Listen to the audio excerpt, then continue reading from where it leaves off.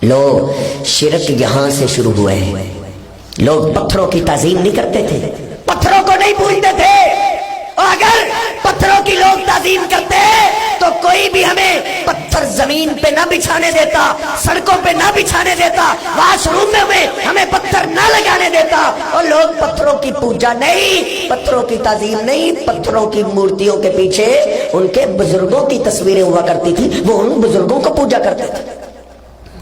پھر یہودی عیسائی انہوں نے ایک اور نیا کام شروع کر دیا شرک کا، جو صحیح البخاری میں بھی موجود ہے، صحیح مسلم میں بھی موجود ہے۔ نبی پاک صلی اللہ علیہ وسلم فرماتے ہیں قاتل اللہ الیہود والنصارى، یہودیوں عیسائیوں کو اللہ نے برباد کر دیا، وہ ہلاک ہو گئے، کئی خاندان مٹ گئے۔ ان کا جرم کیا تھا، قصور کیا تھا؟ اتخذوا قبور انبیائہم مساجدا، ان میں کوئی پیغمبر فوت ہو جاتا، اللہ کا ولی فوت ہو جاتا تو وہ اللہ کو چھوڑ کے اس پیغمبر کی قبر کو ہی سجدہ گاہ بنا لیتے تھے۔ غصہ اس لیے آتا ہے کیونکہ ہم خود قرآن نہیں پڑھتے، نبی علیہ السلام کی حدیث پاک نہیں پڑھتے، ہم نے اپنا مذہب مولویوں پہ چھوڑ دیا۔ یہودی عیسائی قبروں کی پوجا کیا کرتے تھے، یہی وجہ مدینہ پاک کے آس پاس زیادہ یہودی اور عیسائی رہتے تھے۔ نبی پاک صلی اللہ علیہ وسلم نے مدینہ پاک آتے ہی جو قانون بنایا ہے، آپ نے کیا فرمایا؟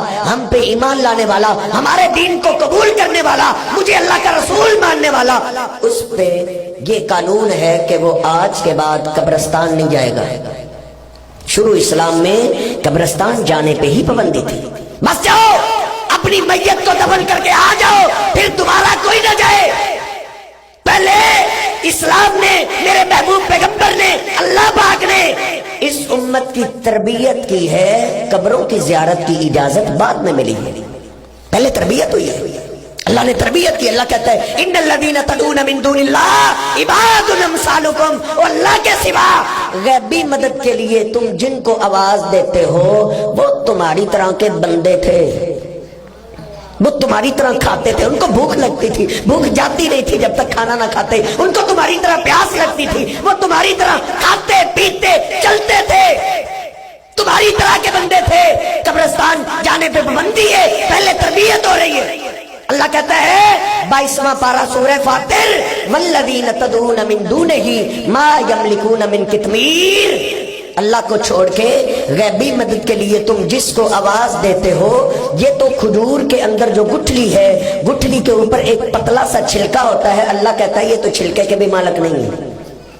تو کہتا ہے مجھے بیٹھا دے گا، تو کہتا ہے میری مشکل کو حل کرے گا۔ اور قرآن پاک پر اللہ نے کیسے سمجھایا ہے، اور کھجور ایک قبر ہے، اور قبر کے اندر میت وہ کھجور کی گٹھلی ہے، اور گٹھلی کا چھلکا میت کا کفن ہے۔ اللہ کہتا ہے جب اس کے جسم میں روح تھی، اس کے نام بڑے پلاٹ تھے، بڑی وہ فیکٹریاں تھی، بڑے پلاٹ تھے، بڑی جائیدادیں تھی، بڑے مربع تھے، بڑا بینک بیلنس تھا، لیکن جب جسم سے روح نکل گئی اب تو یہ اپنے کپڑوں کا بھی مالک نہیں رہا۔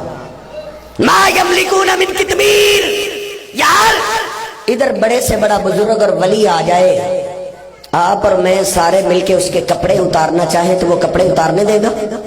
نہیں اتارنے دے گا۔ مولوی صاحب کیوں؟ کیونکہ ابھی اس کے جسم میں روح ہے، ابھی وہ اپنے لباس کا مالک ہے۔